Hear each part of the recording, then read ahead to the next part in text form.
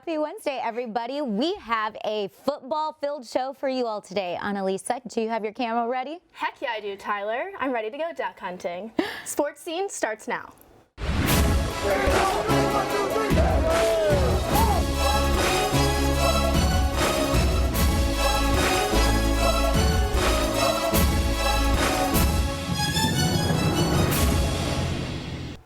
Good afternoon. I'm Tyler Meyerly. And I'm Annalisa Cowie. Welcome to the Oregon Game Football Special. It's officially been over 24 hours since the NCAA announced that its board of directors unanimously voted to allow student athletes to receive compensation for their name, image, and likeness. Mart Emmert addressed the biggest issues regarding this move, especially for the recruiting process. Everyone has to recognize that collegiate sport, unlike any other sport, has a recruitment process. You get to choose your school. You don't get drafted. Structuring a model for allowing students to monetize a name, image, and likeness while maintaining some recruiting balance is one of the biggest and hardest issues that everyone's dealing with. The NCAA taking extra care to lay out their expected principles and guidelines in their statement they released. A couple points to make note of are the student athletes' priorities of education, fair and balanced competition, and ultimately protect the recruiting aspect of collegiate sports. President Emmert added that it is ultimately the job of the NCAA as governing body to make adjustments with time that ensures fairness to its athletes. This decision comes a month after California signed Bill 206, which other states quickly jumped on board to implement their own laws. It comes as no surprise to some that the NCAA wanted to jump ahead of this. To help us discuss this NCAA move a little more, along with this week's big matchup, we have Daniel Hun and Nick Hoffman joining our roundtable today. Pleasure to be here. Thanks for having us. All right, first question. Is this good for the NCAA moving forward, and what problems do you see arising from this? I'm super glad that this is happening. The NCAA makes billions off of its players each year. I don't see why the players can't profit themselves. I think the competitive imbalance is baloney. I think small market teams will adjust. And yeah, that's basically what I have to say. I'm going to have to completely disagree. I don't think this is a very good thing because, as Daniel kind of touched on, it will decrease parity in the league. It will be much more top heavy than it is today. And I think it will encourage big market teams to get more players, and they will be much more dominant, say, the LA schools compared to a school maybe in the middle of nowhere in Texas. So I think really it favors big market schools more than anything, and it could decrease parity. I mean, let's be honest, the NFL draft does that itself. You know, high school kids are going to big name schools because they know those are the schools that get drafted from. So that alone the NCAA is going to look at. I do think there's an issue that it took this long for the NCAA to do this move. It was more of a, you know, we are just doing this so we can say we did it first and we're getting ahead of it. Don't think they're doing it for the right reasons. We'll see if they do it the right way, though. All right, and for our last question, looking forward to this Saturday. What are your score predictions and game winner? Well, I'm going to go with the Trojans all the way. I think they will win this game, not just because my brother goes to Oregon and I really need bragging rights over him. I think the Trojans have all the key players that they need.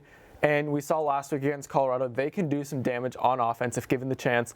So I think at the end of the day, if everything clicks, we could see an upset in the Coliseum. I have USC winning 24-20. Completely disagree with Nick here. I think the Trojans' inability to pressure opposing offense in recent years and this season will inevitably create opportunities for Oregon's run game and Justin Herbert himself. I think the lack of run game for USC will put all the pressure on Keaton, and Oregon has one of the best secondaries in the country. I think Oregon is going to beat USC on this one. I'm going to piggyback off of Daniel. We saw last week a game that should not have been that close from USC.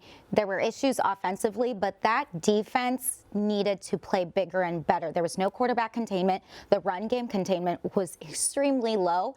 And when you're up against an Oregon defense that is nationally ranked, we might see struggles considering that SC only has one quality running back right now. I'm going Oregon 34, SC 28. Well, I guess I'm going to have bragging rights over you and my brother this weekend then. We'll see, Kaufman. We will see. All right, well, that's all the time we have for Roundtable. Thank you, guys. Let's take it over to Jillian, who has our latest edition of Ask an Athlete with Mr. Kyle Ford.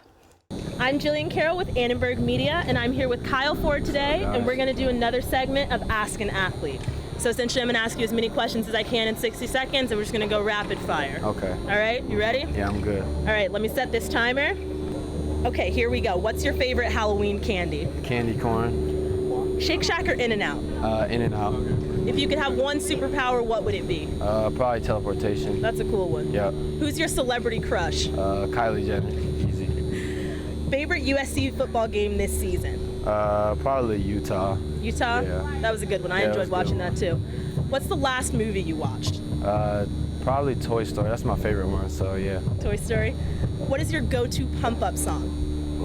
Oh, shoot, probably some A Boogie or something like that. I don't know. Yeah, I got a lot. I got a lot. That's good. What's your spirit animal? Probably like a tiger or something, I would say. I don't really have one, but if I had to choose, tiger. That's good. What's your favorite ice cream flavor? Cotton candy. If you could play any sport besides football, what would it be? Basketball or baseball. What's your most used emoji? Oh, probably like the one like this, you know, like when you know somebody lying or something like that. That's good. That's good. All right, so it looks like that's all the time we have for today, but thank you so much for joining us. Of course, thank you. All right, back to you guys in the studio. I'm joined live in studio today with sophomore wide receiver Amon-Ra St. Brown. So far, you've had a great season with 40 receptions for 432 yards and 4 touchdowns. In the previous game against Colorado, you even took on a new role as running back with 50 yards on 3 attempts. My first question for you, the new NCAA rule was introduced yesterday where athletes will be compensated for their name and image. As a student athlete, how does this make you feel? I think it's pretty cool as student athletes that, you know, a lot of guys complain that that the NCAA is taking advantage of the young kids. Obviously, won't take place until effect, I think, in 2021. Yeah. So I don't think it has a big impact on us right now that are here right now. But I think the kids that are coming in are going to have a great opportunity to maybe make a few extra money here and there for their image and likeness. So I really like it. All right. Oregon's defense, going ahead to this weekend, is leading the nation in interceptions coming into this week. How do you think you guys will adjust to their strong defense? Yeah, I mean, Oregon is a great defense. We watch a lot of film on them already. Great cornerbacks, great safeties, just a great defense overall. We have a game plan going in, and we're going to stick to it, and we'll see if it works. But they're a great defense, and we know that going into the game. Yeah. All right. And so, more personal question: what do you want your legacy to be once you leave USC? I mean, I just want to be known as a hard worker on the field and off the field, someone that was a great leader, cared about his teammates, and just being a great receiver, one of the great receivers to come out of USC. Yeah, perfect. And my last and final question, the team has clearly struggled with injuries this season, especially at the quarterback position and running back, which you know. As a receiver, is it hard to adjust to a new offense every single week? Good question. I think it's having different quarterbacks this year wasn't a big problem for us because going into spring ball we didn't have a quarterback announced that was starter, so all the quarterbacks were rotating with Keaton, JT, and Matt Fing. So when JT went down, we just had the next quarterback step up, and it was just like spring ball all over again. Us receivers just out there making plays for whichever quarterback was out there. So it wasn't too tough for us as receivers to transition between quarterbacks. Yeah, understandable. All right.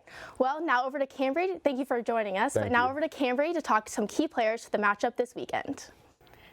This weekend's game will be an exciting QB duel, with USC's true freshman Kedon Slovis going head-to-head with Oregon senior quarterback Justin Herbert. Senior star Justin Herbert has proven to be an unstoppable leader for the Oregon offense. This 6'6", 230-pound quarterback is a top NFL prospect for next year's draft. Herbert has a completion rate of 68.3% with only 1 interception. On the other side, USC's Kedon Slovis was named Pac-12 Freshman of the Week after throwing 406 yards for 4 touchdowns, both all career highs, against Boulder last Friday. Slovis has an impressive completion rate of 72.3%. Both quarterbacks have some of the best offensive position groups in college football this season. Oregon and USC have both had their receiver depth charts shaken, and Justin Herbert has thrown to 9 different players during the last 2 games.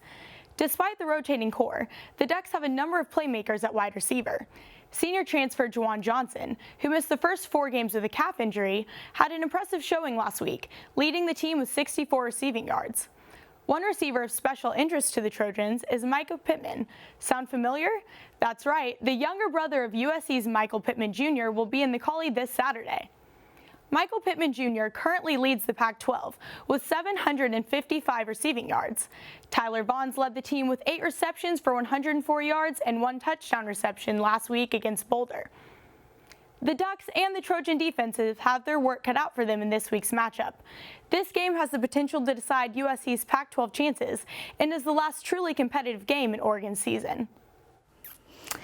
Thank you, Cambry, for that matchup notes. To extend our analysis ahead of this week against Oregon, I am joined with Scott Schrader. Scott is publisher of USC Scoop. Thank you for being here, Scott. Thanks for having me. Okay, first, let's tackle the issue of Oregon's defense. They are ranked highly in the nation. We've seen what they're capable of doing.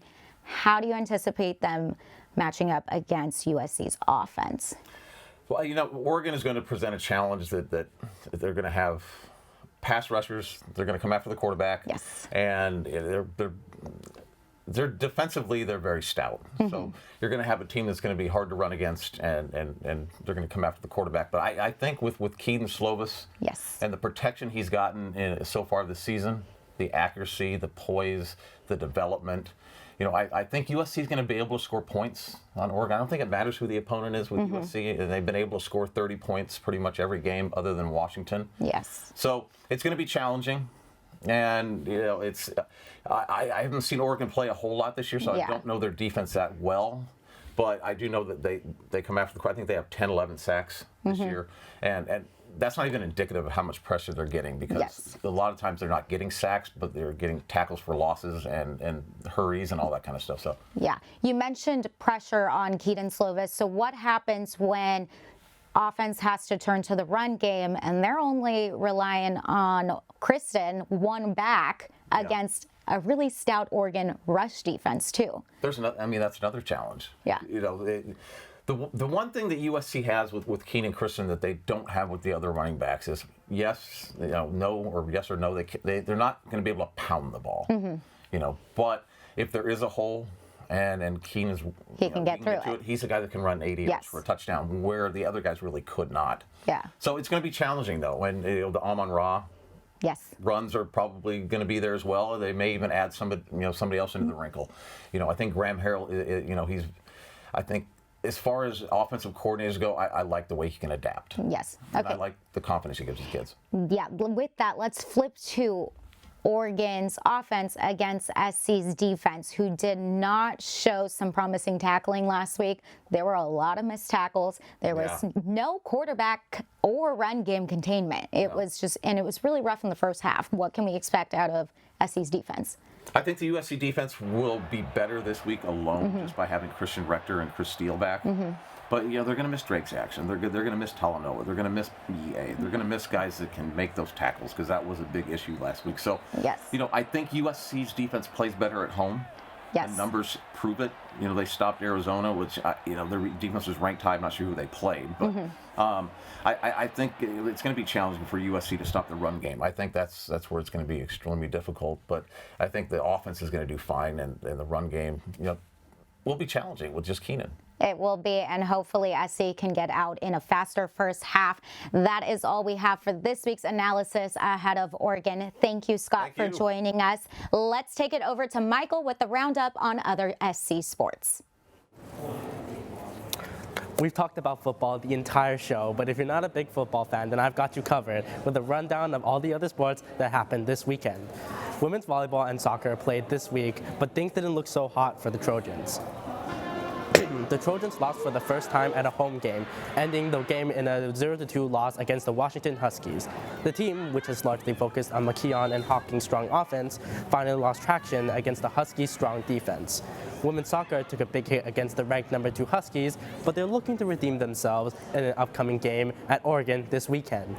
I didn't think we played that well. I thought we were very disconnected from the opening whistle, and even with that, we created quite a few chances early in the game. We didn't execute well, and they capitalized.